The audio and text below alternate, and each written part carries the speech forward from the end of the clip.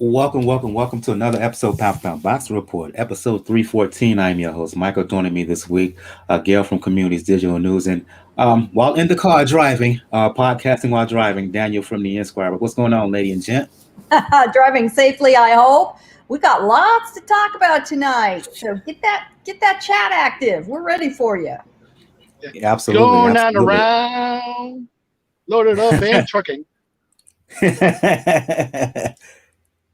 For those who are new to Pound for Pound Box Report, Pound for Pound Box Report live YouTube show, podcast, and blog discussing all things boxing. The motto is when boxing is good, we will talk about it. When it's bad, we will talk about it. Bottom line is, if it concerns the sweet science, it will get talked about.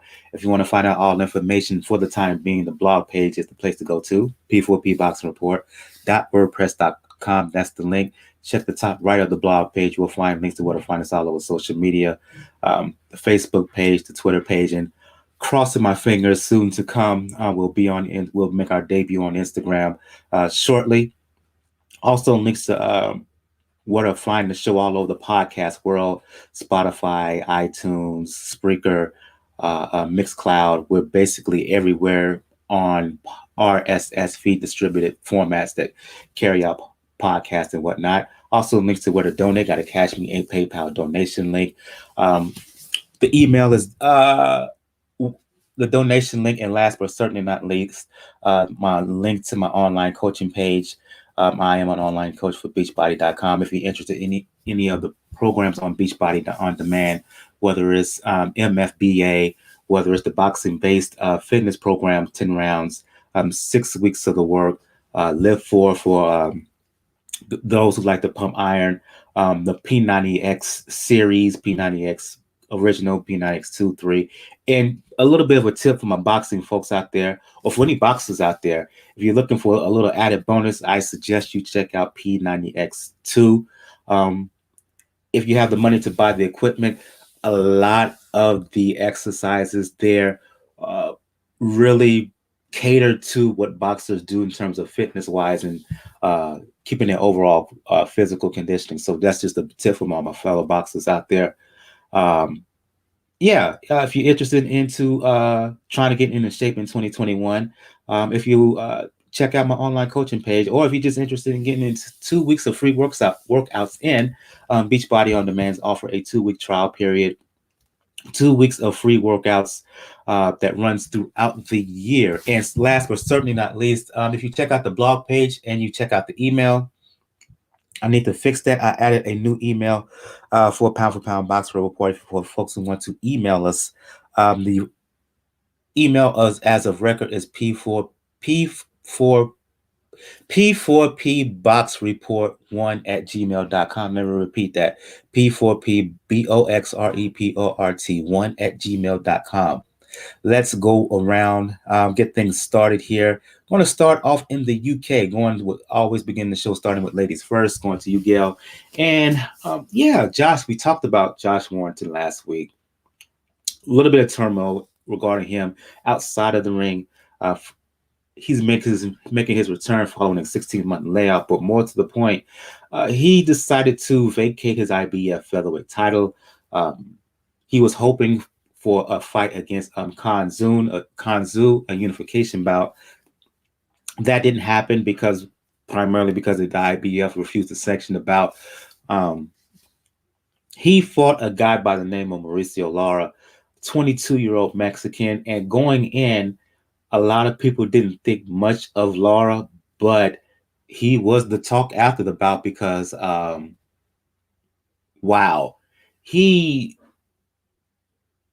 he didn't just score the upset, Gail. He blitzed Warrington. He hurt him early and often. Every time he landed a punch on Warrington, Warrington was affected. Warrington got knocked down in the fourth, badly hurt in the fifth. He was hurt again in round 8. Lara finished him off in the ninth. Leading candidate for 2021 upset of the year. How can I put it? Warrington, he got mollywopped. no one saw that coming. As the young 22-year-old kid from Mexico City, he certainly did the job. And afterwards, my question is Warrington going to be the same? Because that was a beat down. It was a humiliation, really, really public humiliation. Warrington's probably the first fighter in many months to be very happy to have a pandemic auditorium without the normal crowd that he gets of Leeds fans, Leeds United soccer hooligans cheering him on. They weren't there, and I'm sure he was glad to slip away without them there. We said last week, good for Lara, young kid with nothing to lose, betting on himself, daring to be great. And it was one of those times where it paid off. He was fearless. He applied the pressure. He didn't wait around for Warrington to warm up. He looked at him, saw the ring rust, and just decided to blast right through it. And that's exactly what it took. He's an excellent counterpuncher. He has an absolutely phenomenal left hook. And man, he planted that sucker on Warrington over and over. The only reason Warrington got out of that fourth round is because he's as experienced as he is. I bet that down the road here a few days or weeks, he'll admit that he doesn't really remember much of anything after the fourth round, even though the fight went all the way to the ninth round. And referee Howard Foster let it go. I can see why he didn't stop it even after the fourth, because Warrington is the undefeated champion, and you do give that champion every chance. But man, I would have stopped it in the fifth. I really would have. Instead, Warrington took 4 more rounds of just getting beat up. And finally, Lara made it stick in the ninth. It's just a brutal, brutal knockout. And that kid was elated after the fight. Eddie Hearn, on the other hand, is standing there during the interview, giving this kid side eye. I know he's saying all the polite things, congratulating him, but man, his plans were plenty messed up. And now you have Lara in the driver's seat. That mandatory with Kid Galahad's looking a lot better than it was a couple weeks ago. Warrington, hindsight, boy, he's going to regret that he didn't take that fight. So Warrington's really got to get into recovery mode and look at what happened, look at why it happened, try to figure out the reasons for himself, whatever those were, and do what he needs to correct them. And I would advise him to have a tune-up fight of some kind after a good long rest, make sure he's okay. He's certainly not down and out forever. There's a road back for him, but he needs to make sure he knows exactly how that road twists and turns, all the signs along the way, and be very, very cautious.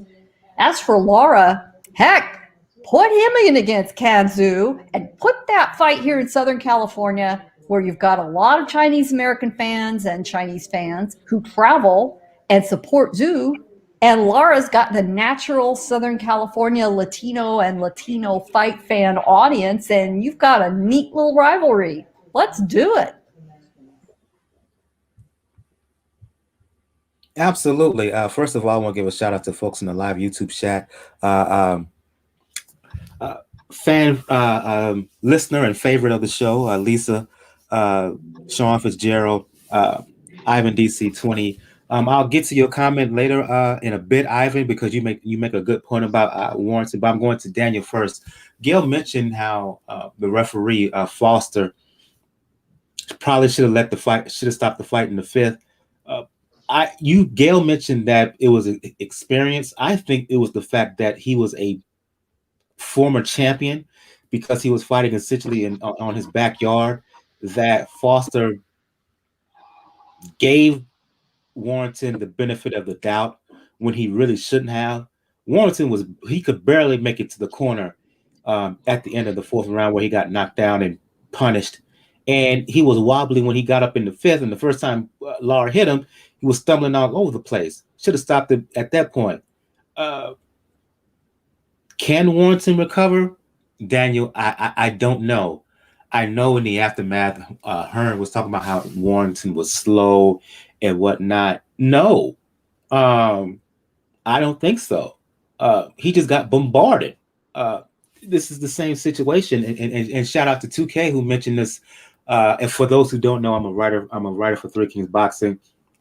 I was talking about it with the fellas there last night.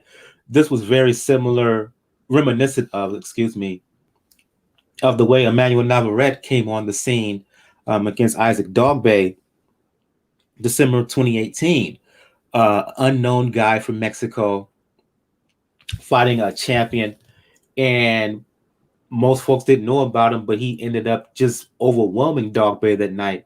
And in the fight with that first Navarrete Dogbe fight, very similar to this fight against Lara and Warrington. In my eye, I may be guilty of prisoner of the moment, Daniel. They could fight 10 times, Lara and Warrington, and Lara will give Warrington hell each time, because it's not like Warrington is a boxer. He uses strength and activity to overwhelm guys. He found someone in Lara who couldn't do it. He couldn't do that against. And once he felt the power, it was a wrap. I forgot, was this at featherweight or 130? I want to say, let me check the weights. I want to say this fight was at featherweight. While you're talking, I'll check the official weights. Continue on. All right. This is a combination of a layoff that probably a lot longer than Warrington expected. The proverbial always underestimating your opponent. Yeah, this was at, excuse me, Daniel, this was at featherweight because Warrington, he weighed 125 and a half. So this was a featherweight bout. Okay. So luckily, this actually hurts Warrington in an argument, because you can't make the argument anymore that, oh, he was fresh at 130 is the first thing. Like, no. This is a combination of a layoff, underestimating your opponent, and ultimately, worst of all, unfortunately, Warrington is type of a fighter like a Jose Ramirez who feeds off the crowd. If you don't have a crowd there, it doesn't matter if it's in the same city, you're not going to feel the same. And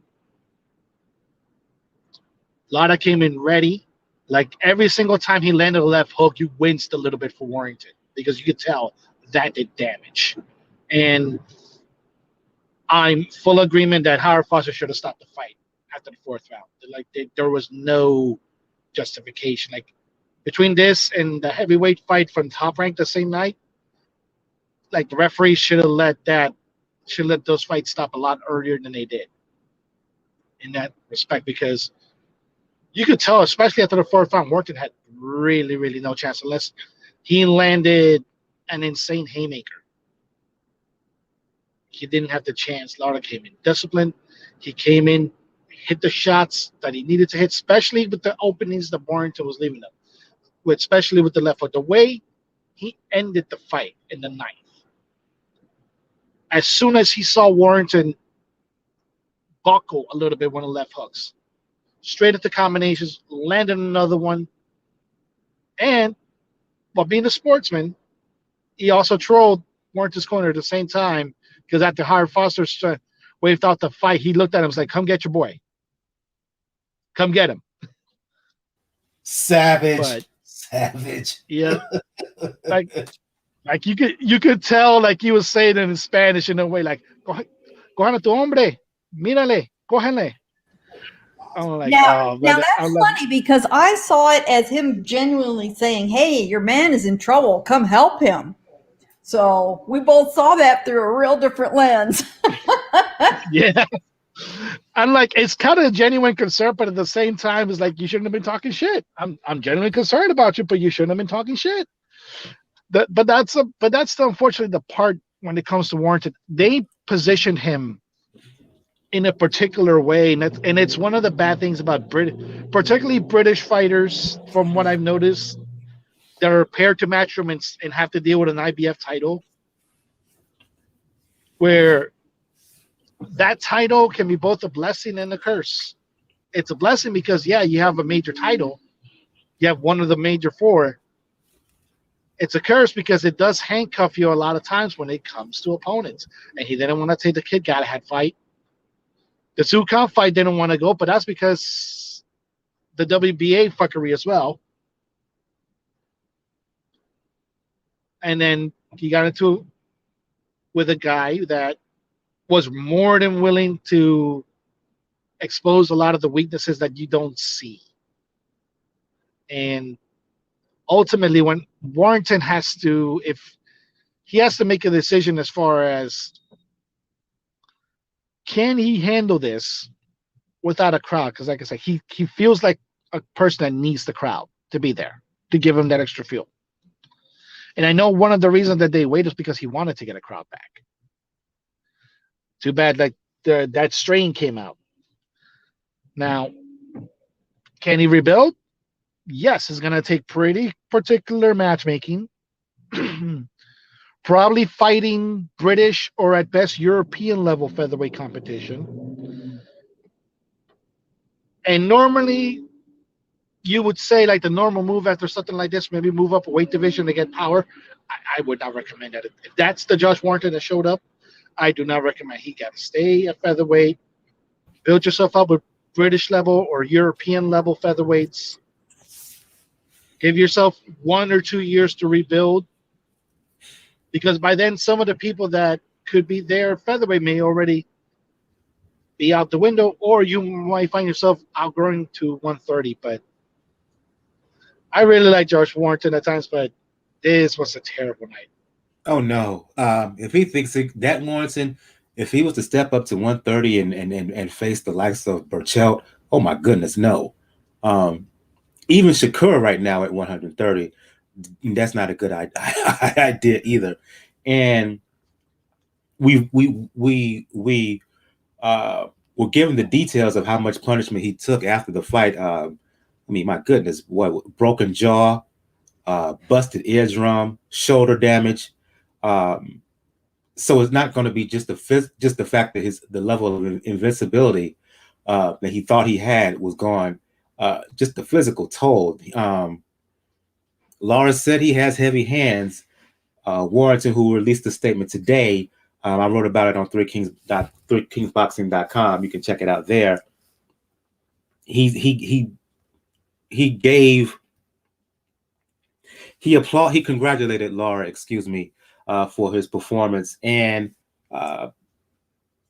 he said he would fight him, but he didn't seem too interested. But if you read between the lines of his words, it wasn't like he said he was going to pursue a rematch. I will go to some comments here from Ivan DC. I'm going to put it here in front of everybody on the show, on the panel. It says Warrington wasn't used to someone hitting him back at the same rhythm as himself. I don't think he'll want to accept the rematch clause. Congrats to Lara.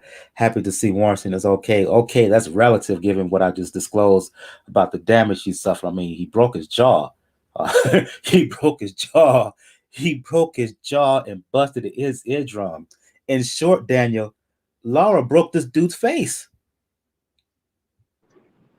It kind of reminds you of one of the fighters we're going to talk about during the previews, huh? At his last fight, I think, at featherweight.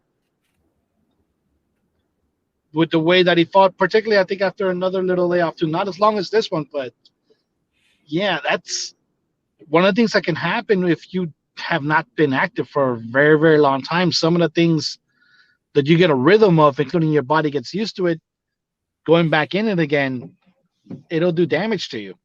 It'll do damage to you, and it looks like that's the case. He wasn't able to take the punishment, and the physical toll is as somebody that hasn't probably fought in nearly a year and a half. The focus of this conversation has been largely on Warrington, Gail. I made the comparison between this bout and Navarrete and Dogbay from late 2018. Based on what we saw against Warrington, is Lara the type of fighter who, tough bred Mexican, um, you know how they fight and how Mexican fighters, quote unquote, are developed and cultivated. Is Lara the kind of guy like Navarrete who can rise up, become a world champion, and do some major damage at 126 pounds? It's a super competitive division, and Lord knows if he goes up to 130, 135, 140, it doesn't get a whole lot better. But I say yes. I do think he's got a legit shot at being at the top of those divisions. And he certainly seems willing to take a chance on himself, which you've got to admire, especially at his age. It's not going to hurt him one bit. He's only 22 years old.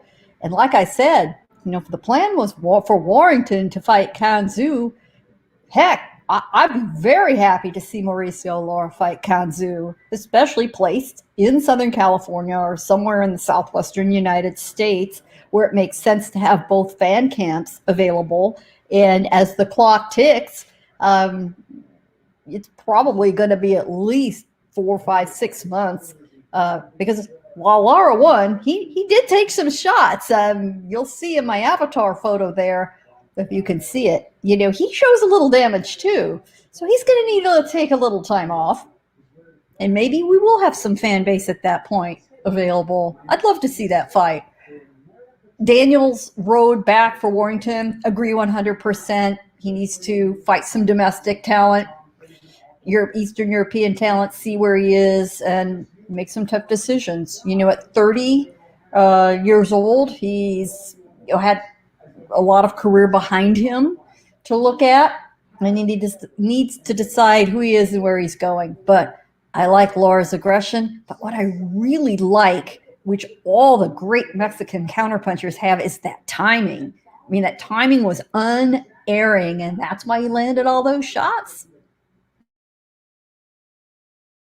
And it's interesting where both fighters go. What Warrington will go, he will have to first of all get some rest and rest his body and his psyche, and then the road to the comeback road begins. And for Lara, Hearn has stake in him now.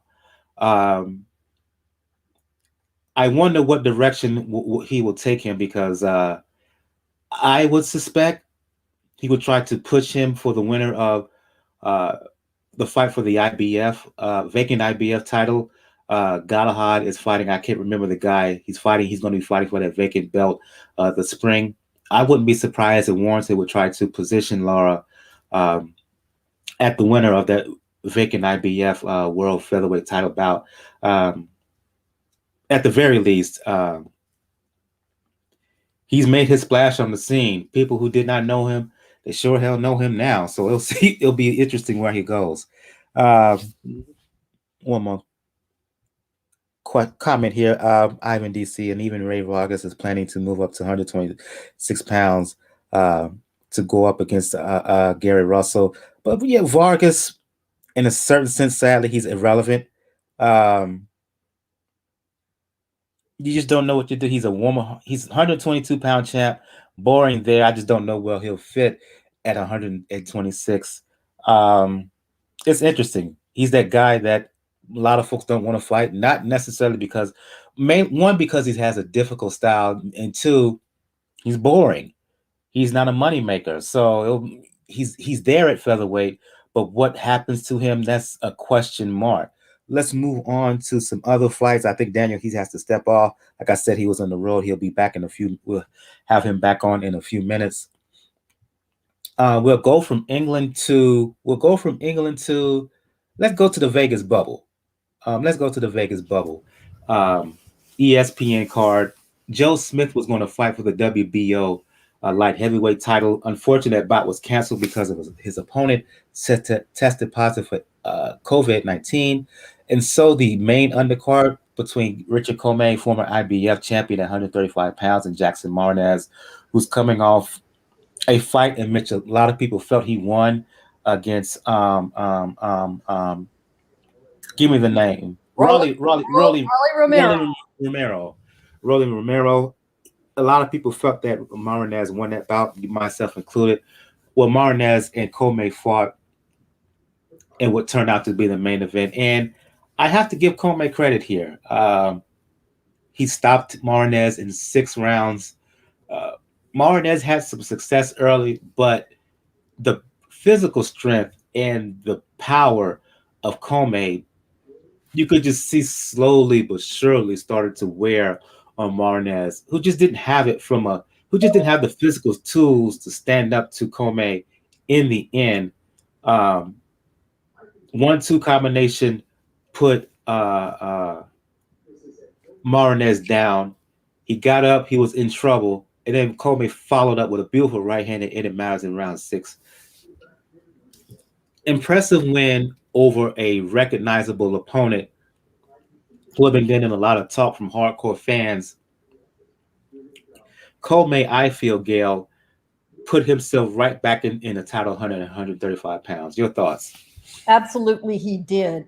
This was genius matchmaking and the perfect performance for somebody making a comeback. Josh Warrington, when you're ready, start thinking about your comeback. Watch this fight. Watch this fight. Because Commey got taken out by Teofimo Lopez. And he regrouped. He did what he needed to do. He's never looked better. He was in phenomenal condition. And amazingly enough, Lopez was cheering him on in the corner as his buddy, which I really enjoyed. Commey later said they had a chance meeting in the bubble at the hotel, wished each other well, and Lopez said, I'm with you, man. And they just sort of hooked up to cheer him on. Commey's power is undiminished, and that is bad news for everybody in that division. Boy, those hands, those right hands. The first one, was a perfect temple shot. It didn't even look like it really landed. It was one of those perfectly placed shots that doesn't look like it's going to yield the results it does.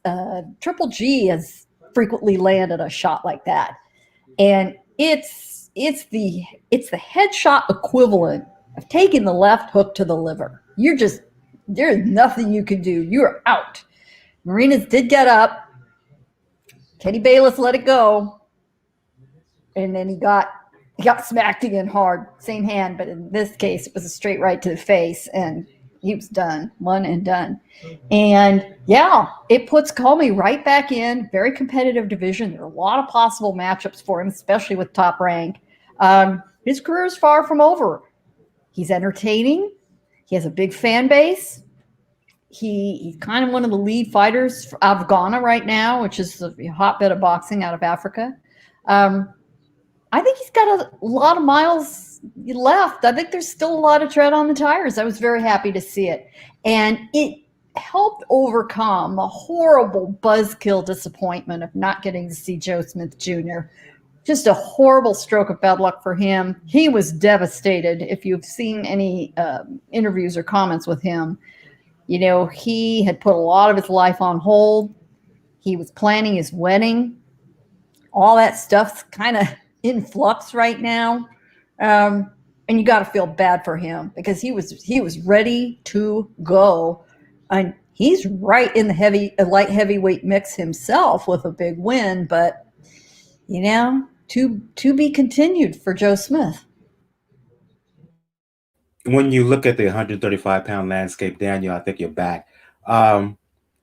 It's led by the young guns, the aforementioned Teofimo Lopez, who has the IBF, WBO, WBA super titles at 135 pounds. You also got Haney, who's a WBC champion. And yeah, I'll say he's the WBC champion. I don't care what anybody else says. To me, he's WBC lightweight champion. You got Ryan Garcia, who has an interim title, WBC version. You got Tank Davis. You also got Lomachenko, who's the vet. What direction do you see the folks at Top Rank? Let me take that back. Where do you see Commey fitting in there at 135 pounds, and I don't think they'll put him in the ring with Lopez again. Uh, if he could get another title shot, who do you think it will be against? Realistically, it's either going to be Theofino or Garcia, more than likely, because Haney looks to be in a position where he's only going to be gunning for Lopez. Now, what's interesting to me is we have to remember this was a situation where the matchup that I'm about to propose would have happened if Teofimo didn't step up, which is Commey versus Loma, because let's face the facts, Loma does need also a bounce back fight as well. And Commey, the way his style works, does fit well with what Loma likes to fight, but it's also a very motivated Commey. It's not a situation where Commey has the title and it's going to be like, oh, well, I get to unify this and that. He doesn't have a title now. So, and neither does Loma. So each person is trying to line up themselves to get a shot at more than likely Lopez rather than Haney. So I could see him, stepping into that area. I would not surprise me if you can make the fight Loma versus Commey. It's like the main comeback fight for the two. Next person gets the shot at Lopez after either Lopez fights Haney or Lopez has another opponent, maybe Garcia. So that's going to be a very interesting turn when it comes to Commey, because the division is pretty loaded. The main wild card would have to be is what is the PBC going to do with Tank? Because right now Tank, he's technically even on the outside looking in, and when it comes to the division, as far as like which network is airing the fights and which network is going to be the promoter for the fights. So they might throw a little bit change too, because a fight between Commey and Tank would be two guys that are come forward, big punchers. One of them, like I said, Commey has a good amount of experience. Tank, not as much an experience when it comes into the lightweight, but it's somebody that gives him a credible former champion at that weight, because as much as the Santa Cruz fight, Valdez, with the way the knockout happened, unfortunately the argument is there that he basically fought a bloated person that was probably best at featherweight, at best bloated. So those are the two matchups I can see. But if Commey is able to clear through those, then all roads then lead to Lopez. On the undercard, you had Ryan Anderson, heavily hyped, at least by ESPN heavyweight. Fought a guy by the name of Kingsley Abe, stopped him in the sixth round. Right hand, left hook finished him off after basically having his way for the first 5 rounds. I'll go to you, Gail. I mentioned how he's been heavily hyped by ESPN, a lot of insiders as well. I wrote about him for Three Kings. The thing I like about him is his athleticism. 6'4", roughly 250, I want to say. Unusual athleticism for a guy his size. He moves like a light heavyweight. Your thoughts on him? What kind of potential do you see in Anderson? There's a lot of potential, not only in the ring, but outside the ring. He's a very engaging personality. He's a lot of fun. He calls himself the real big baby. I don't know that I would have picked that nickname for myself, given the other big baby. Don't want to confuse Well, him. at least he's in better shape than the original big baby. There's no comparison. No comparison. Yeah. If you looked at him and didn't know he was a heavyweight, you might think he was a light heavyweight or maybe a cruiserweight. He's just that nimble. His footwork's excellent. He can turn southpaw. And he's got a hell of a punch. Now, Kingsley Abe is one of those sort of COVID kids in the bubble for Top Rank last year. He had quite a few fights. He performed very well.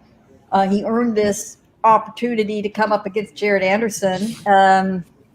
And sort of like our buddy Clay Collard, ran up against where his level was with Anderson. But good for him. He gave it his best shot. He gave Anderson some work. Anderson hasn't had a whole lot of work up until this fight. So the question for Top Rank, is how fast do they move him along in the heavyweight division? Especially where, a division where a little bit of maturity goes a long way. You don't want to rush these big guys. They have a lot of shelf life on them. On the other hand, wouldn't you love to see Jared Anderson face a real challenge, a real dangerous fighter? So we'll see what happens. And it's possible for him to face some of the guys that say have been opponents who showed up decently against a guy like Tyson Fury. So we're talking about, is it the Otto Wallins? Is it even the Tom Schwartzes?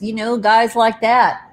We'll see what happens with him, but he's a young, promising heavyweight, American heavyweight worth watching. Lisa kind of prognosticated beforehand in terms of what we're going to talk about upcoming. I'm going back to you, Gayle, on this one. I mentioned I was covering the ESPN stuff with Three Kings Boxing. Because of that, I wasn't able to really watch the other fights that were happening. And for those who do not know, the ESPN card featuring Anderson and Commey, that was happening at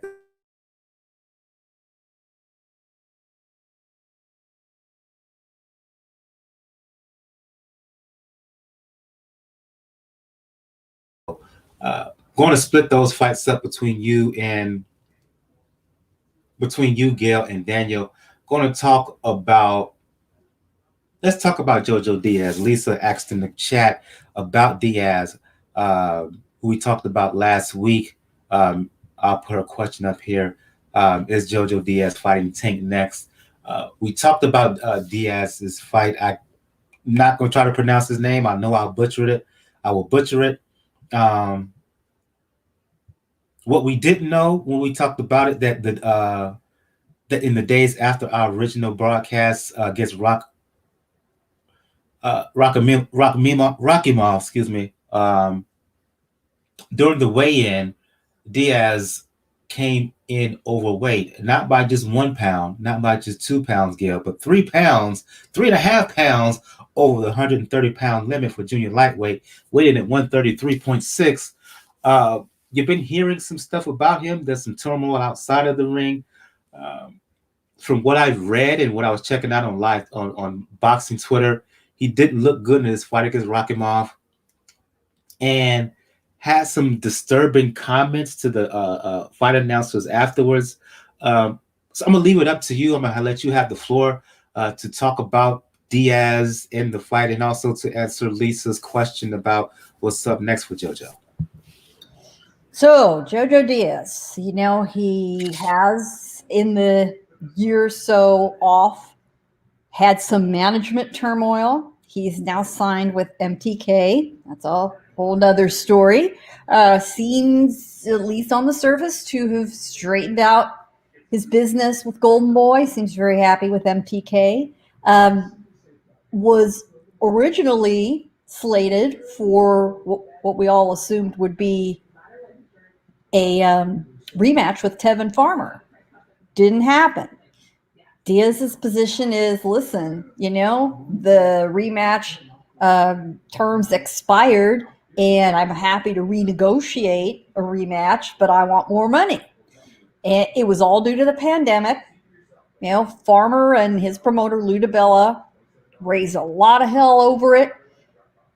Diaz and his team stood firm, didn't give him the rematch, instead set this fight up to make his first title defense of the belt he won off of Tevin Farmer against Shavkat Rakimov, a 15-0, 12 knockout fighter, originally from Tajikistan, represented by Igis Klimas, who also represents the whole Ukrainian crew up out of Oxnard. That's Lomachenko, formerly Gvozdyk, Alexander Usyk. And, when Klimas takes guys into his camp, he's a very keen assessor of talent out of Eastern Europe. He picks well. He does not suffer slackers. If you're in his camp and among his folks, you work hard. He takes nothing off these guys. So that alone telegraphed that Rakhimov might not be the softest touch for Diaz.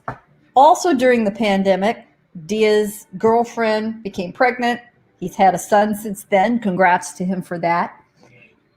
It seemed like he sort of took the time off in a serious way. And if he wanted to dedicate to fatherhood, fine.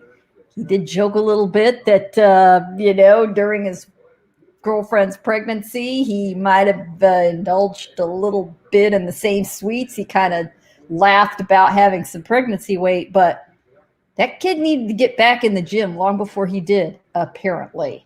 And word is that just a few weeks out from the fight, he was having to wear the vinyl sweatsuits and the whole thing. He's blown through the scale once before, but never at this level. And he did a lot of interviews in the week or 10 days leading up to the fight. You would have never in a million years known that he was in this much trouble. Now, after the fight, he was asked about it. And I want to give credit right now to Beto Duran, who was acting as DAZN's ringside reporter for the fight. And Beto, is very tight with Golden Boy. He works for Ring TV. He knows all these guys in Southern California. He's very friendly with them. But he was very firm with Diaz. And, he was very tough with the questions. Respectful, but he pressed him at the end of the fight about what had happened. In the fight, if you don't know, Rakhimov came at Diaz and he was having a lot of trouble with him. He looked bad. He looked slow. He was clearly the bigger guy in the ring, even though they did agree to a rehydration clause. And because he blew through the scale by more than 2 pounds, the California State Athletic Commission does not let fighters try to make weight when they're more than 2 pounds over. So it was one and done for him. He lost his title on the scale. It was still available to Rakhimov, and he was going to try to take it from him if he could. He pressured. He got the better of Diaz, won a lot of the early rounds. Rakhimov is known as a body puncher. He was digging to the body. Diaz finally warmed up mid-fight in the middle rounds, and his father is his trainer. He's left Joel Diaz. And finally, Diaz Jr. started coming around, and his best punch is also left hook, like Mauricio Lara.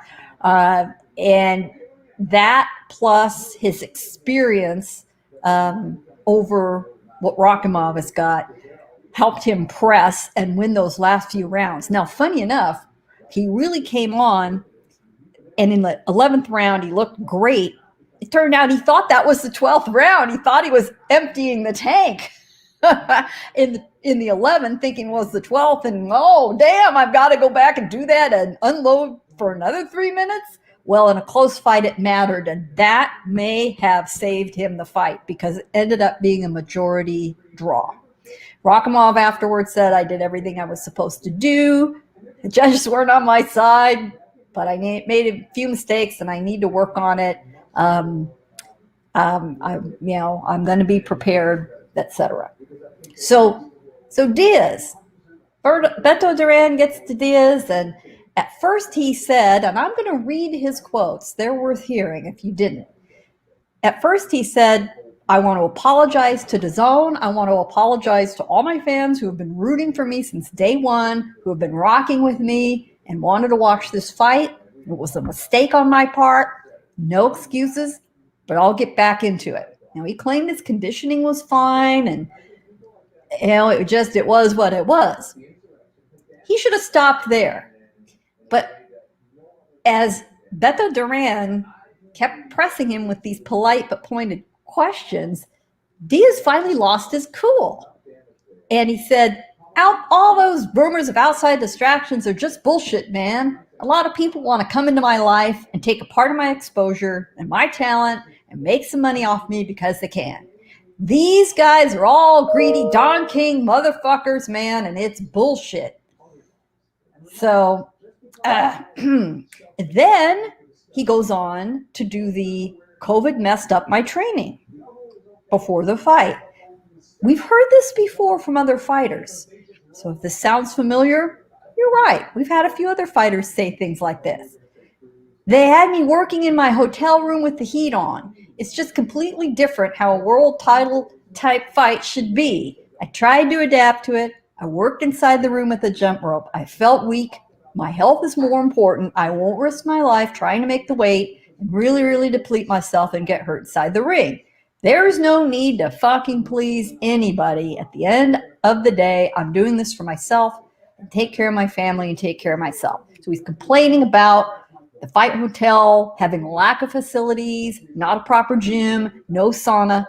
Son, you shouldn't be trying to make weight the week of the fight. That's not how it works. Shame on you. You got me started. You know how I feel about guys not making weight. And I think a lot of Jojo Diaz. Jojo's also had problems with depression in his career. He has owned them, talked very openly about getting help, getting himself right. I think there was a lot more going on than just becoming a father, having a layoff. This just was a bad look. And Tevin Farmer and Boxing Twitter barbecued Diaz Jr. after the fight. They launched into him, and rightfully so. He's got to own it. He's got to really look hard at himself after this fight and decide what he's going to do. And I think one of the few things he can do to resurrect his reputation is do the rematch with Farmer. There won't be a belt on the line unless it's ordered, because it is vacant right now. Rakhimov didn't win it. Maybe the IBF orders the vacant title fight as a rematch. I think Diaz Jr. needs to seriously think about it. I don't think he has any other real options. I'm sorry. You're complaining about the conditions as it pertains to coronavirus. Sir, you're not the only one who's going through that. All fighters right now across the world are going through the same thing. So nobody's going to buy that as an excuse. What makes you think you're different than anyone else? No, sir. You talking about the only person you need to satisfy is yourself. Well, you didn't satisfy yourself in the condition you came in. 3 pounds over? What in the Luis Neri nonsense is that?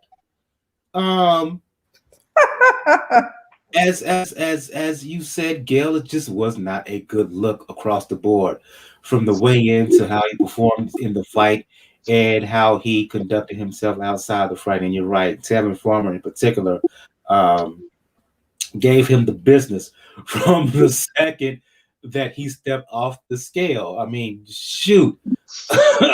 He ended up liking and retweeting one of my personal tweets in regard to him, to Diaz making weight. Right, and me too. Farmer, good for him. He needed to make himself visible and make his feelings known about this. We expect Lou DiBella to do it. Farmer usually keeps his own counsel somewhat. He was very upset about not getting the rematch that he thought he deserved. Well, he's getting the last laugh now. He really is. And, as they say, Revenge is a dish best served cold, and oh boy, I'm feeling the freeze. I was going to ask you, Daniel, about the to give your opinion on the Teixeira Castano bout, but in the private chat here, you kind of give him a bit of an update on the situation regarding Diaz and Rakhimov. Please, detail, please. Yes. Rakhimov has been ordered because it was a draw. It wasn't that how he lost. It was a draw. The IBF has ordered Rakhimov, I think I could look at it, but when I saw it, I think it was Rakhimov versus Zukan for the vacant IBF 130-pound title. I think they did that yesterday. Oh, wow. Interesting. Well, certainly makeable fight. Very easy to make. Good Southern California fight. Now that Rakhimov has introduced himself to the local audience, I think we see that at Fantasy Springs in Indio here in another couple months. Indeed. I'll go to you, Daniel, on the undercard of this bout. Patrick Teixeira making the first defense of the WBO title at 154 pounds. Title was vacated by Jaime Manguilla, who's now moved up and onward to middleweight. Fought a mandatory defense against Castano of Argentina, and Castano, who was the favorite going in, pretty much had his way, dominated. I think he only lost one round from each of the three judges' scorecards combined. I wasn't able to see the fight, so I'm gonna lean on you. Detail what happened. I saw mostly the highlights on it because I got home a little later, but yeah, that was not a competitive thing at all. Castano showed up. He targeted every weakness that Teixeira had when he made his debut at middleweight. I think it was in 2018 when they brought him first from Brazil, when he was supposed to be a middleweight contender. And for all intents and purposes, just beat the living daylights out of him. I feel bad a little bit for Mark Teixeira. He got a little bit of a hype from the Brazilian fan base.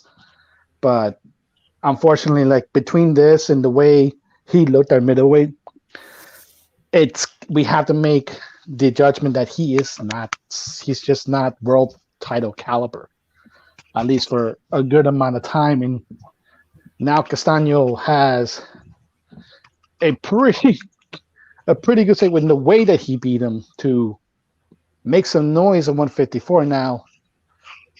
Gail, you may know this. Is Castano with Golden Boy or is he like pseudo PBC? No, Castano is a PBC fighter. So a unification fight with Mr. Charlo, the little Charlo, Jamel is, everybody's just salivating at this possibility, and it's a very realistic fight. We could absolutely see a unified champion at 154 before the year's out, thanks to Castano's performance. Yeah, he absolutely dominated Teixeira. The fact is, those could have been three absolute 120 to 109 shutout cards, except for one mercy round that he got on one card. He was simply that dominant. Teixeira just didn't seem like he could ever get his engine started. I don't know what was wrong with him. And he never even warmed up, not even by the 12th round. He was overwhelmed. He was slow. It was not the banger we all kind of hoped and thought we would see. It just wasn't. Yeah, I think for those who wondered what that noise in the background was, I think that's Gail. I think that's Gail's dog, her boxer, That's my bruiser boxer. That went down during the fight. Yeah, that's my Ann Wolf-esque bruiser boxer, Dolly. Okay. Dolly was pretty much saying they shouldn't have given him that mercy round. That's right. No, she was not about it. In fact, I think she was pretty bored during the fight. Because after 6 or 7 rounds, you're looking at this thinking, bravo to Castano, but you're thinking, this is more of the same. This is starting to feel like Groundhog Day. Every single round looks exactly the same. Okay. when you look at 154 pounds, you got Castano. He's just won this WBO title, right? The man in that division is Jermell Charlo, who has the BC, the BA, and the IBF titles. He wants to be undisputed champion. From what I read, Castano mentioned Charlo in the post-fight. Based on your observation, Gail, because while Daniel saw highlights and I wasn't able to see the fight in full, based on your observation of Castano, how much of a real chance do you give? One, do you think he will fight Charlo? Two, if he does, how much of a real chance do you give him to beat Jermell? Based on past fights I've seen of him, I'd say not much. I do think he has a puncher's chance. And you know what they say, when a fighter wins a title, they improve. They get that little 10, 15, 20% bump from being a champion. And I think Castano will be a tough nut to crack. He's super steady. He's unafraid. He doesn't have crazy punch power, so he's not a fighter that most guys would fear, and certainly not Jermell Charlo. But you can't take him lightly. The 154-pound division. We've had guys playing round robin here quite a bit, and they'll have a spectacular win, and then they get taken down. It's made for some really exciting fights. I think if Jermell Charlo is the champion he says he is, he'll absolutely want to take Castano on, and I think if Castano is as ambitious as I think he is, he'll do it. It's a good fight. It should be a good payday. It's a fight we'll all want to see. Will it end up being spectacularly exciting for fans? I don't think so. I think it's going to be a pound and ground sort of fight. But that's okay, because at the end of that road, you've got a truly unified division champion. And when we look across the divisions this year, we could see unified champions in multiple divisions in a way we haven't. As long as these guys all bet on themselves and dare to be great, do it. The other option out there for Castano, if he's not able to seek to land a bout against Charlo, is Tim Tszyu, who's, I guess, based on sanction and body rules, he's technically is in line for Castano. Daniel, do you think because of that we will see Castano in the ring against a Tim Tszyu before we even talk about a fight against Charlo?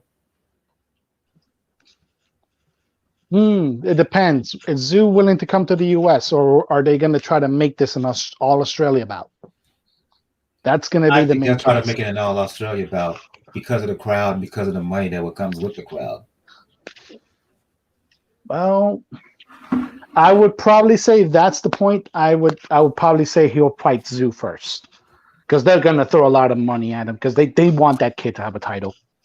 Right. Yes, unfortunately, the Australian boxing scene has been pretty barren, and a lot of the guys that they thought were going to be doing, like Mundine or Lucas Brown, remember, they didn't really shape up. And even we saw the Maloney twins. One of them fortunately lost. The other one was able to step up and reclaim his belt, but it's not a lot, unfortunately. So that country, that Commonwealth, is hungry for a champion. They probably, as a more international pride, need one. So it wouldn't surprise me unless Al is willing to throw a crap load of money, step aside money, to them so he can get the unified area, which could actually work because you can sell Tim Tszyu in the fact that, hey, if Jermell beats Castano, then you have the unified junior middleweight champion coming to Australian shores to face his first challenger.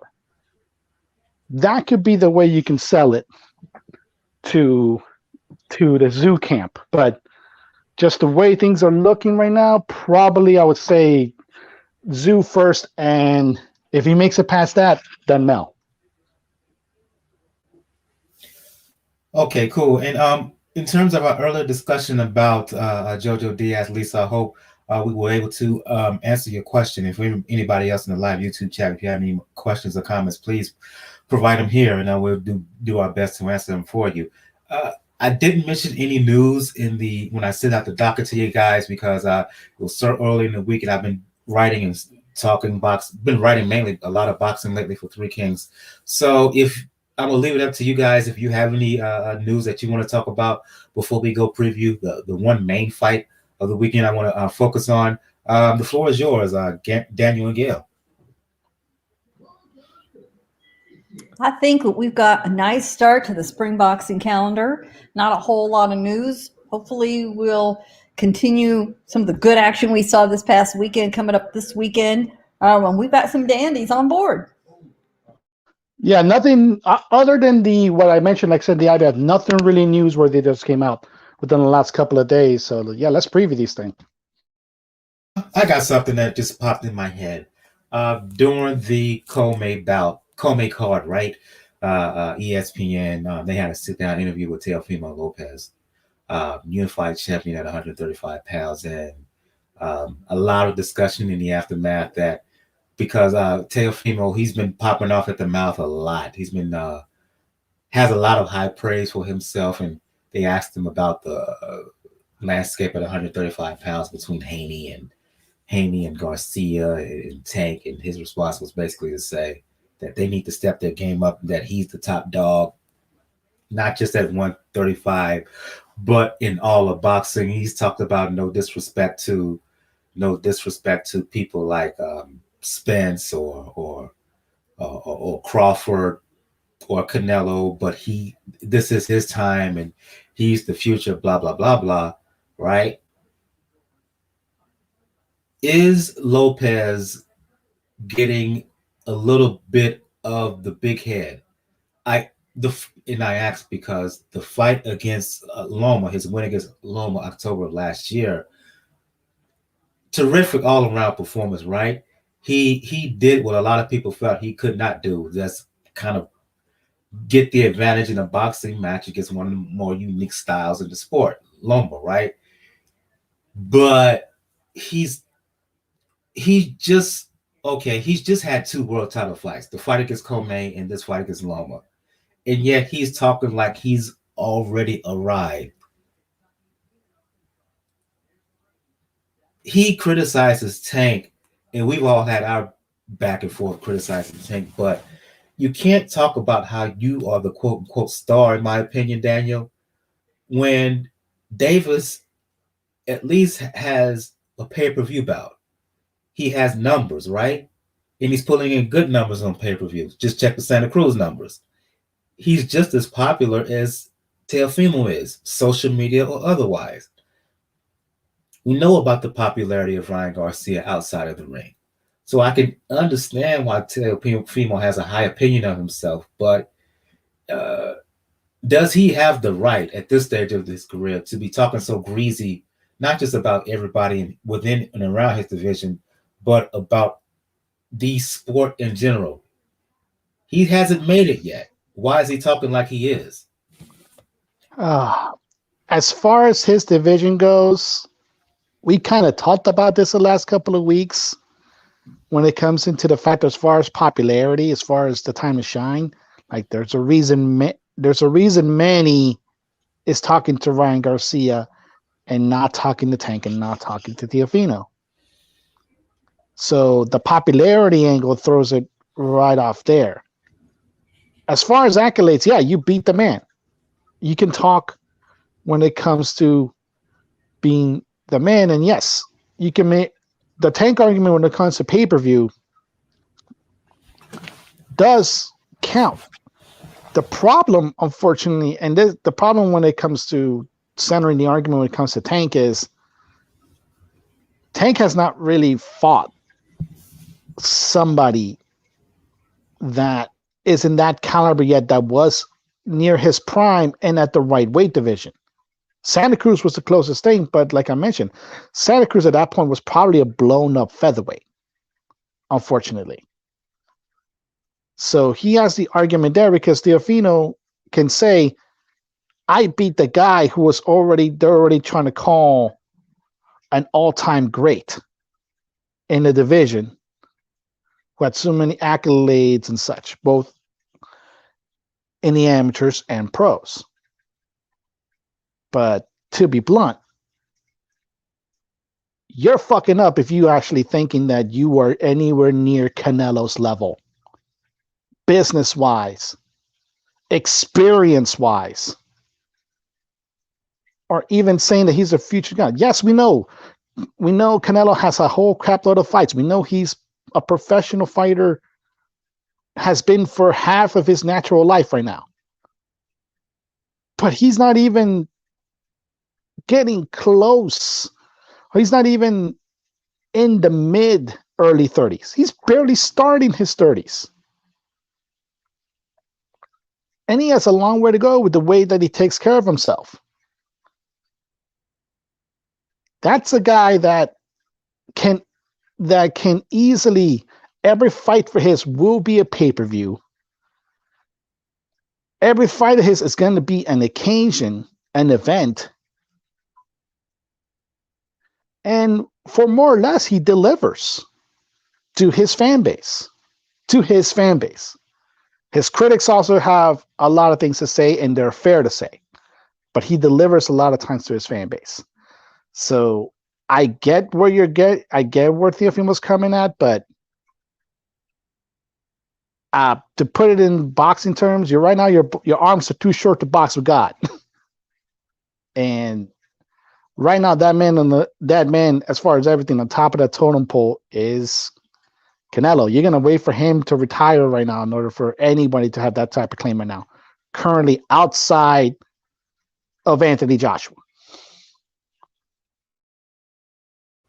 And additionally, Gail, I didn't get how he was talking out of both sides of his mouth in terms of his relationship with Bob Arum. On the one hand, he's praising Bob Arum and he's done this and done that and everything's all good. But then in the next breath, he basically talked about the negotiations that's ongoing between a fight with him and his mandatory Cambosas, and he was like, his attitude was, well, if I don't get what I want, I'll move over to, I'll take my talent to South Beach. What does that mean? He's talking about going somewhere else, sir. I know promoters are cutthroat, but Arum is a major part of the reason you're in the position that you are now. He's a major part of the reason you was able to get that title shot against Commey. He played a major role in you getting a fight with Loma that you really didn't do that much to earn, right? Why so early in the game that you're talking about this saying you'll take your talents over to somewhere else if you don't get what you want in terms of the fight against Cambosas? And I'm like, okay, I understand now why Arum is not putting up much of a fight when it comes to the negotiations and whatnot in the purse bid. Why Arum is like, okay, if we're not going to do much about it. If someone else wins it, oh well.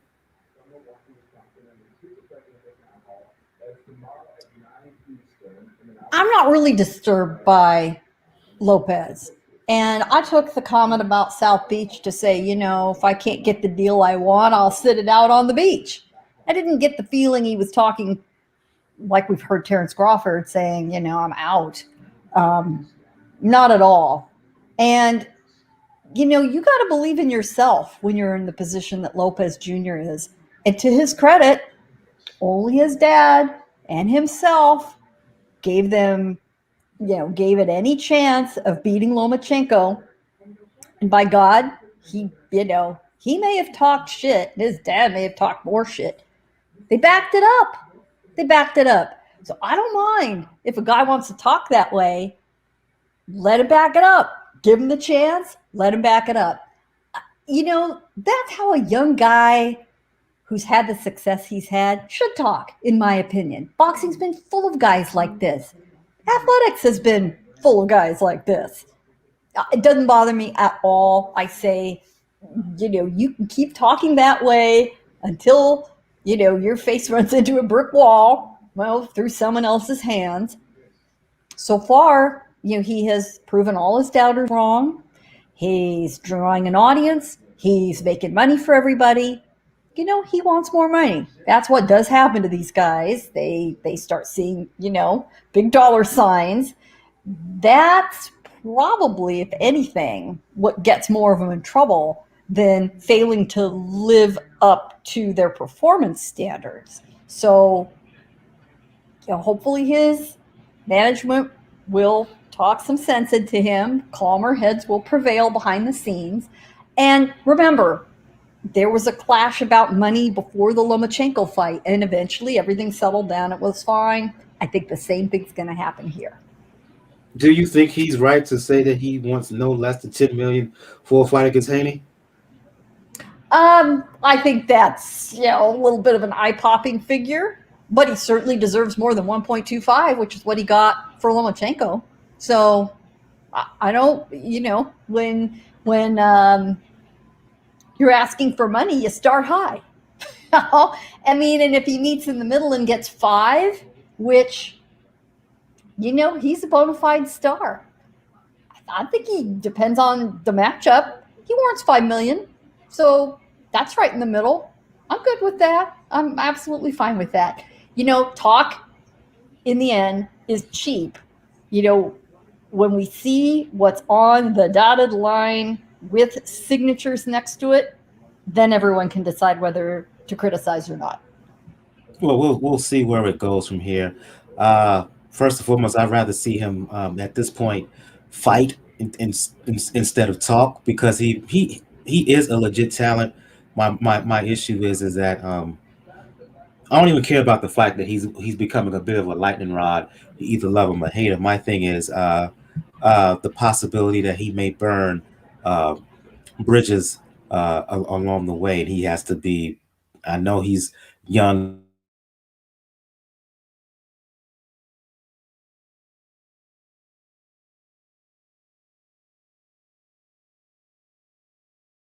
You don't want to ruffle too many feathers along the way.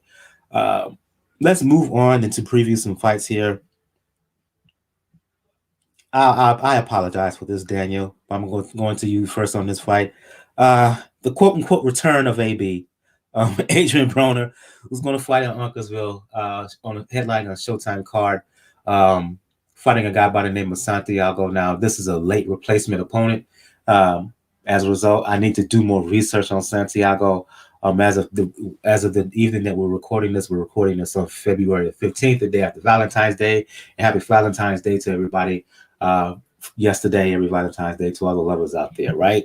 I haven't done my research on Giovanni Santiago. If you've seen him in the ring, Daniel, your assessment of him and your thoughts on Broner fighting this guy.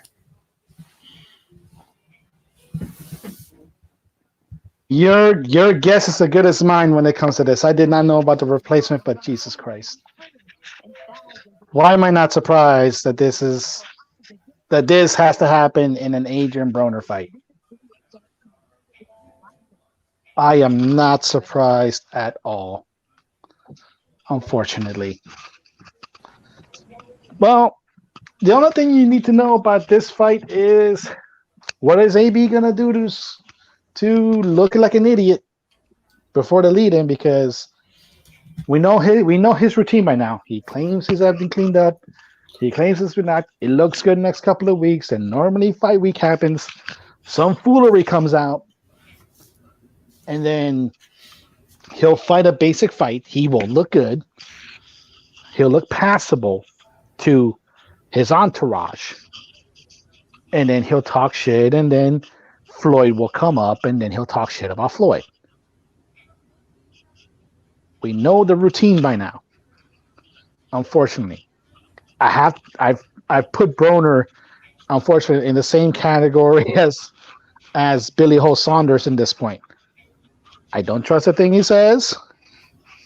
I don't trust a thing he does. When he shows up, if he looks good, if he looks like competent, then I'll give him praise. If not, then it is what it is. It is what it's going to be, because at this point, would a fight like this actually propel Broner to the title picture of 140 or 147 or even 135 at this stage of his career? My guess would be no. I'll go to you, Gayle, and I know you have a high level of disdain for Broner, so I'm not even going to ask you about that. I'm going to ask you about a fight that you was talking about on undercard that you're more excited about than the main event. And there's Otto Wallin, who most people know for his fight against Tyson Fury, lost to him, fighting Dominic Brazil, former world title challenger Dominic Brazil, two-time world title challenger. You're interested in this bout? Do tell. I am. Call it trash-tastic, okay? I love it. What's not to love? Two tall heavyweights banging away, let the chips fall. I was very impressed with Otto Wallin. We all thought Otto Wallin was going to be another Tom Schwartz, and he wasn't. He was gritty. He was tough. He was in Fury's face. He was unafraid. Everything you want to see in a challenger. He didn't prevail, but it was by the skin of Fury's teeth that he survived due to the bad cut he received on a punch.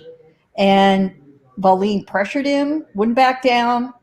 He was the perfect guy to fight someone awkward like Fury. He's very engaging out of the ring. He's a smart guy. His English is excellent. He really needs to be more of a star than he is. He's just super likable. He's, to me, the best European heavyweight champion since the Klitschko brothers. And here you've got Dominic Brazil, who, passes the eye test. He looks good. He's also engaging outside the ring. He's got power. But oh my God, when he falls, it's like a big redwood going down. Timber. So, that's kind of what we expect to see. But with Brazil, you never know. Occasionally, he just shows these flashes of what could be. And, it's why the heavyweight division is everyone's, all the casual fans' favorite. It's easy to watch. It's fun. There's not a lot complicated to it.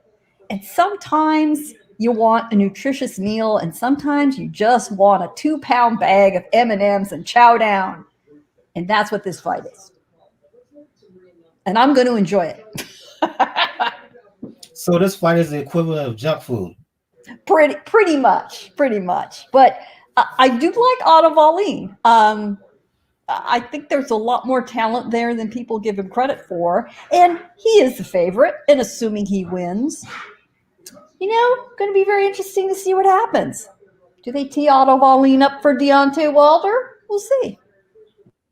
We'll see. Let's move on to from Connecticut to talking about the fights in Vegas.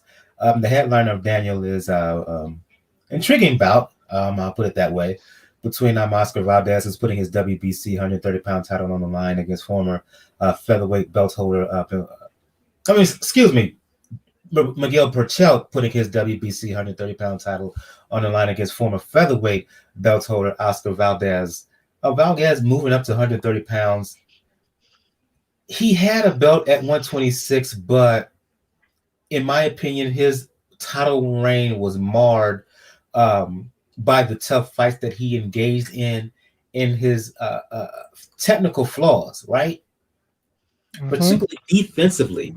And I look at that, and I think he may be in real tough against Berchelt.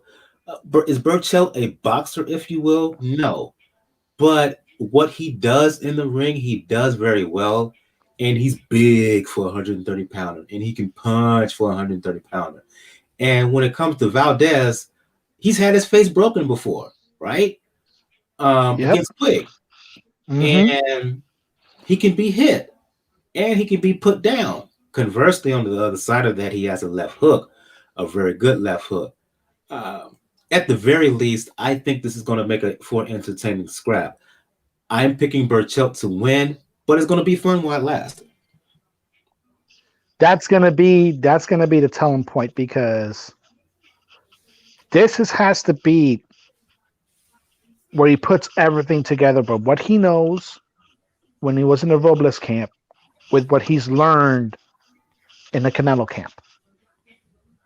Because you combine those two camps, the way he fought offensively before winning the title at featherweight, and with the defensive approach that fighters in the Canelo camp tend to take, you can have a pretty good fighter, pretty good combination that can neutralize somebody that can be seen as a puncher like Berchelt. The problem, unfortunately, is that some punchers only have power in one hand. Berchelt has power in both. And yeah, it's not the most technically sound, but when he hits you, you feel it. So that's what's going to be the very interesting aspect to it, because you mentioned it. Like we talked about when it comes to Warrington, that's what I referenced. We know Oscar Valdez can be hit. We know he can be hurt. But we also know that he'll grit his teeth if he's hurt. And even if it's to his own detriment, still continue to fight on while hurt. And that could make into some very, very explosive fireworks, especially when you consider there may be some plans in mind for the winner of this fight with one Shakur Stevenson.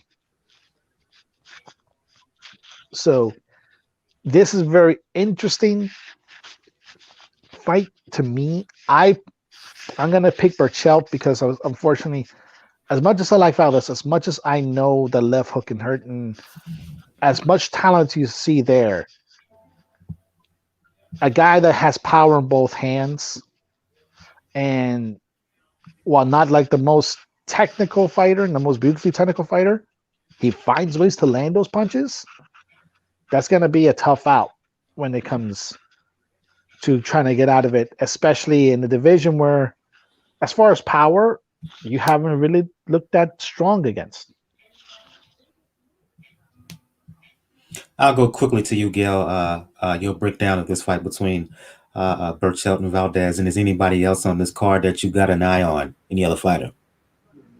I think Daniel has made an excellent assessment. 126 was really Oscar's best weight. 130 has, it doesn't seem like it should be that much difference. His power hasn't really carried up with him. He's game. He's tough. Lord knows he fought more than half of a very hard fight with a broken jaw, essentially held together with his mouthpiece and the congealed bleeding around it. I mean, who can't respect a guy that's willing to do that, damn, to win a fight? In the pouring rain outside, I might add. So, Valdez is not a guy to shy away from anybody. But, man, Miguel Berchelt standing across from him is like a really hard, tan, old, thick piece of leather. And, he is just not going to yield. It's a good weight for him. When I first remember seeing Berchelt was when he fought Takashi Miura, when I first saw him in person. We really thought Miura would give him a good fight. He just cut through him like a knife through butter. And I'm not sure he'll have quite that easy a time with Valdez, but I don't think Valdez is really going to threaten him that much. I really don't. I hope they make it entertaining. I hope Valdez feels he gives a good account of himself. I hope that for both guys. But I think that this is going to be a very tough challenge for Valdez. And then he's going to need to do some thinking where he goes. All these divisions are super competitive. And assuming Berchelt wins, there are so many talents. I mean, we've got to see what happens with the Frampton Jamel Herring fight. You could mix and match a lot of puzzle pieces around. But Berchelt has to, do what he's in there to do. He needs to get the win. He can't just, we can't just assume that he's going to win. Interestingly enough, though, it is Valdez with the undefeated record. He is 28-0. Miguel Berchelt is 37-1, but the one loss was, inconsequential. The only other fight that's of real note on this card is a super featherweight bout also on the undercard, with Gabriel Flores Jr. facing Jason Velez. And that's a good, solid fight. That's great matchmaking. I do think Flores will, handle his business. But despite the fact he's got 7 losses on his record, Jason Velez always gives a good accounting of himself. He's really the ideal gatekeeper opponent, and that is not a slam. And another fighter that I would like to mention in terms of young prospects is Alexander Zayas. Gail, you mentioned him. You first put me on to him. I interviewed him, I want to say last year, early last year, here on Pound for Pound Box Report, as well as for Three Kings Boxing.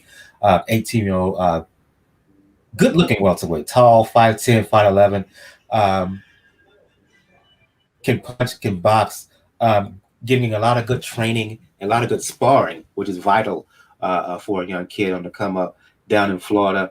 He's fighting on this undercard, fighting a guy by the name of Martin, a 6-round contest, signed to Top Ranking Bob Arum. I don't know if that bout will be televised on the main card, on ESPN main card. But if you're looking for someone to put tabs on early on in his development, check out Alexander Zayas and his bout against Martin. Yep, good call. Good kid, good looking, Puerto Rican heritage. Super personality, very engaging, very, very smart and very driven young guy. He's getting a lot of good sparring in Miami. In fact, one of his pals and sparring partners is George Kambosos, interestingly enough. They're quite the buddies. So we're seeing a lot of great development out of Florida. And it's so interesting to me why we aren't seeing more talent out of Florida. And maybe it's, time has finally come. Yeah, indeed. Go ahead, Daniel. A lot of it has to do with the fact that it's no, like South Florida in particular, it is no longer just strictly football country. It's no longer, as far as like the popularity, not just about the Miami Dolphins or Miami Hurricanes. Obviously, like the Miami Heat are right now the current big dogs because they're the competent franchise that's been run competently. But you're also seeing a lot of kids, a lot of people coming in from places like Central America, like Puerto Rico, from South America, that are starting to set up camp there and are starting to develop themselves in that area where it doesn't really feel like, oh, if you're Mexican to grow up in Miami, like you have to go to India or you have to go to Big Bear to get training. It's a good thing for the city that now a lot of the good fighters are going to stay at home. And you have to mention a lot of it also has to do with the fact that a lot of guys that are starting to come up were also probably inspired by the likes of Kimbo Slice, RIP, and Dada 5000 from the backyard fight scene, which made South Florida a hotbed for fighting again, as far as like just watching car wreck fights. So that's the good thing about when it comes to South Florida, and also the fact that right now it's probably the only part of the country where the temperature is above freezing at this point.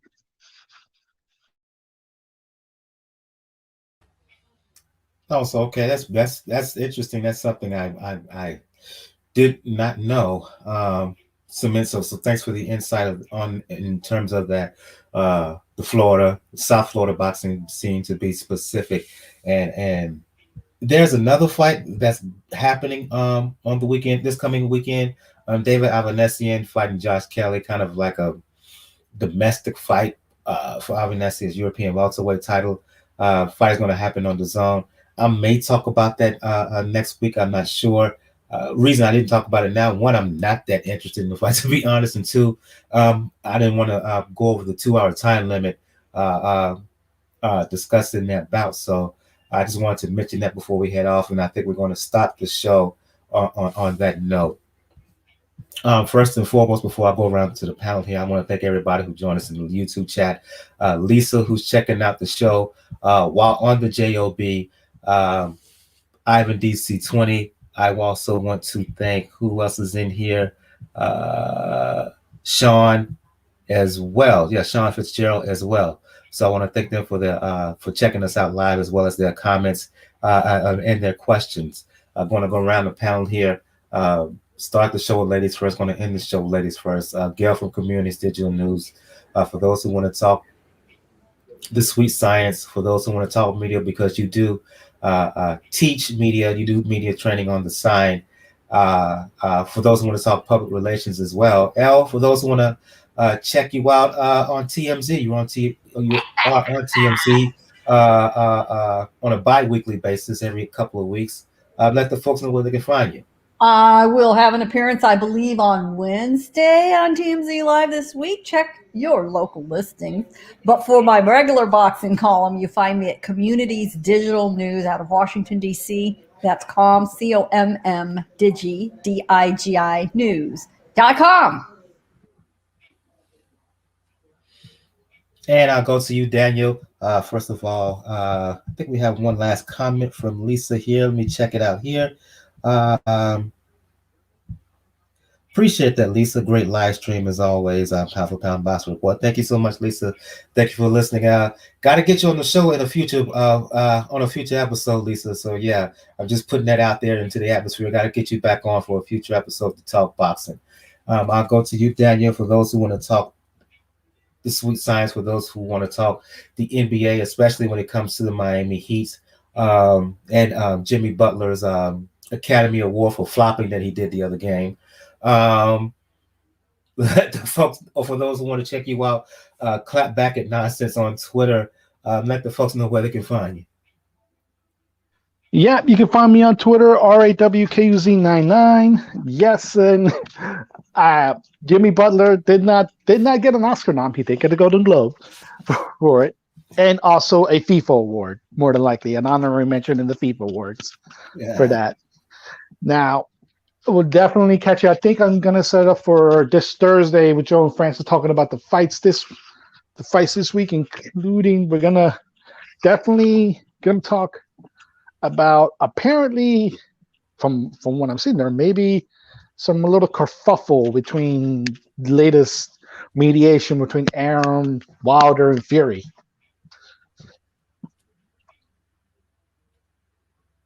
Okay, cool. For those who want to talk boxing, talk music, talk fitness, you know what it is with me on Twitter, Brother JR at Brother JR76. As I said at the beginning of the show, if you want to check out all of the information regarding the show, the blog page is the place to go to. P4pboxingreport.wordpress.com. That is the link. Top right of the blog page where you can find all the information.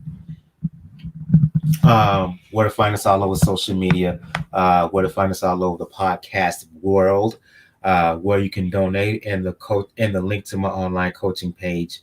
And again, as I said earlier, the email that you see on the blog page, that is changed.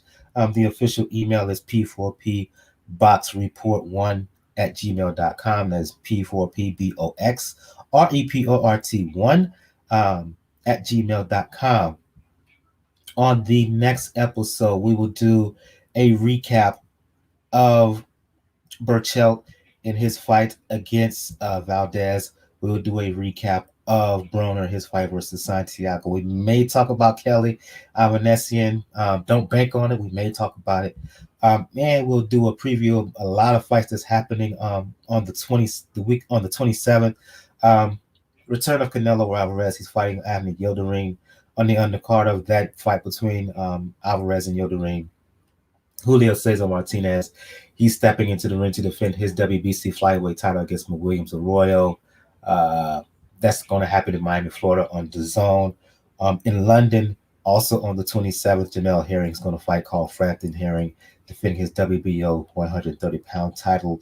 I don't know what network that's going to be aired on. I'll get you updated on that. Also on the 27th in Auckland, New Zealand, an all Kiwi showdown between former WBO heavyweight champion Joseph Parker, who's going to be fighting Junior Fa. So we'll talk about all of those fights. So yeah, lot of boxing going to happen on the weekend of the 27th. So I want to once again thank everybody who joined us in the live chat. I want to thank Gayle. I want to thank Daniel. For Gayle from Communities Digital News, Daniel from The Inscriber. I'm your host, Michael. This has been episode 314 of the Pound for Pound Box Report. Everyone have a good evening, good night. And to all folks who are out there dealing with the inclement weather, particularly in the Southeast, in Texas and Louisiana and whatnot, please stay safe and be wary of driving on that ice. Episode 314, Pound for Pound Box Report. We'll see you next time.